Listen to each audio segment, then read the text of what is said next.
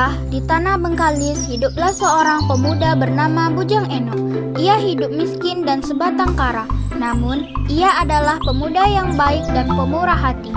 Pekerjaan sehari-harinya mencari kayu api di dalam hutan, yang kemudian dijualnya ke pasar atau ditukarkannya dengan beras dan keperluan hidupnya yang lain.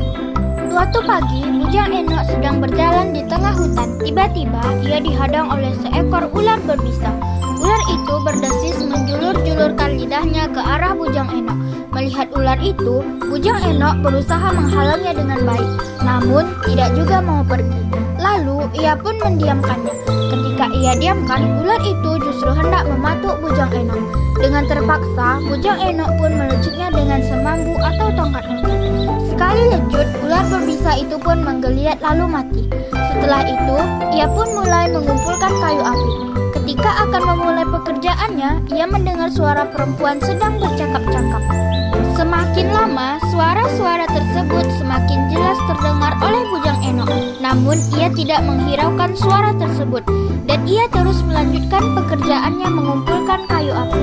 Pada saat tengah hari, seperti biasanya, Bujang Enok pulang ke pondoknya. Ketika dia masuk ke dapur, Bujang Enok merasa heran karena di dapurnya telah tersedia nasi dan segala lauk pauk yang lezat. Karena lapar yang tak tertahankan, ia pun langsung melahap semua hidangan yang tersaji itu.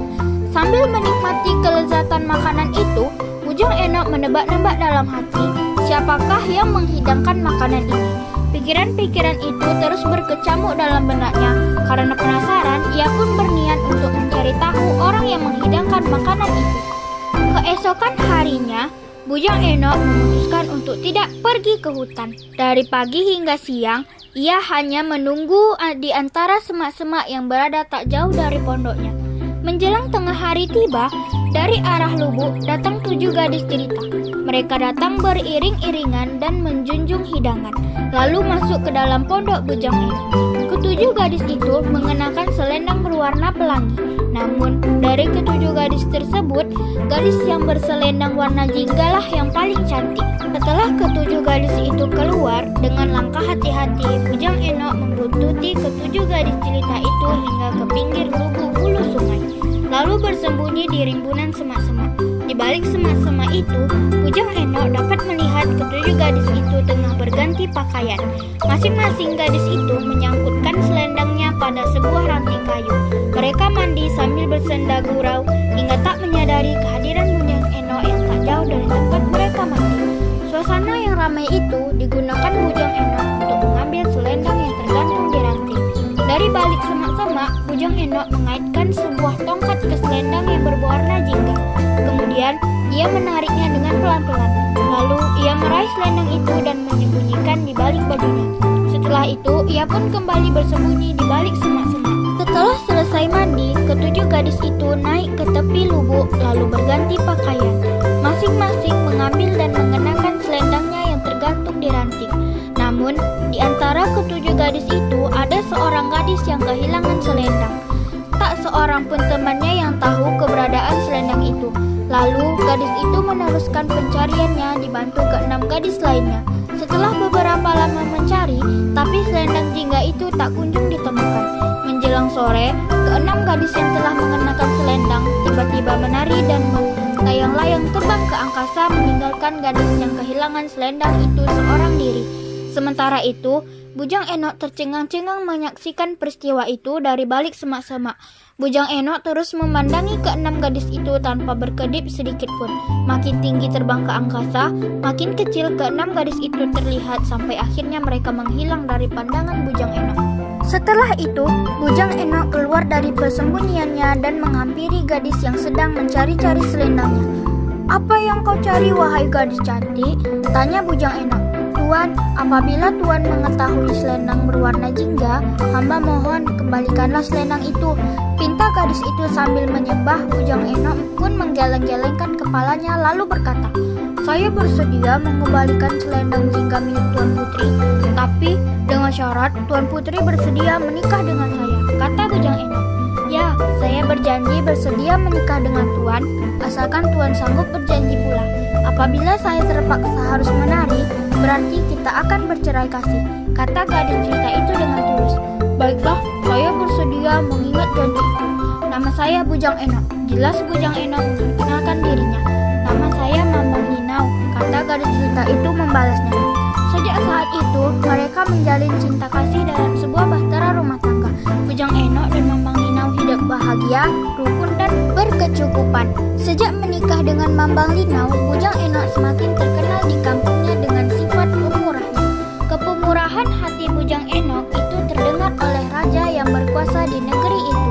Kemudian, sang raja pun memanggil Bujang Enok menghadap kepadanya untuk diangkat menjadi batin atau kepala kampung di kampung Petalangan. Bujang Enok pun akhirnya datang ke istana. Sejak menjadi batin, Bujang Enok pun menjadi salah seorang kepercayaan sang raja. Setiap mengadakan pesta, sang raja selalu mengundang Bujang Enok. Suatu hari, sang raja mengadakan pesta di istana. Dalam pesta itu, wajib diisi dengan tarian-tarian yang dipersembahkan oleh dayang, istri pembesar istana, istri para penghulu, dan kepercayaan raja termasuk istri Bujang Enok. Setelah acara dimulai, satu persatu para istri mempersembahkan tarian mereka. Putri Mambang Linau yang sedang menyaksikan pertunjukan tarian itu mulai berdebar-debar. Dalam hatinya, jika aku ikut menari, berarti aku akan bercerai dengan suamiku. Baru saja ia selesai bergumam, tiba-tiba kami persilahkan Putri Mambang Linau.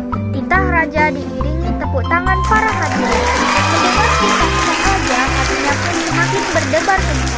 Bujang Enok yang duduk di sampingnya menoleh ke arah istrinya. Wahai adinda, Mambang Linau, kakanda menjunjung tinggi titah raja, bisik Bujang Enok. Mambang Linau mengerti maksud bisikan suaminya, lalu menjawab, demi menjunjung titah raja dan rasa syukur atas tuah negeri, saya bersedia menari.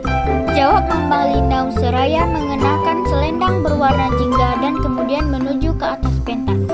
Sebelum memulai tariannya, Putri Mambang Linau terlebih dahulu melakukan gerakan-gerakan persembahan untuk menjaga tata kesopanan dalam istana dan menghormati sang raja. Setelah itu, ia pun mulai menari layaknya seekor burung elang. Ia melambaikan selendangnya seraya mengepak-ngepakkannya. Perlahan-lahan, kakinya diangkat seperti tak berpijak di bumi. Tiba-tiba, Mambang Linau meliukkan badannya, dan seketika itu, ia pun terbang melayang, membumbung ke angkasa menuju kayangan. Semua yang hadir terperangah menyaksikan peristiwa tersebut.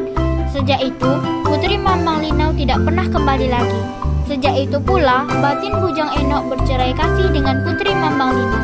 Betapa besar pengorbanan Bujang Enok, ia rela bercerai dengan istrinya demi menjunjung tinggi titah sang raja.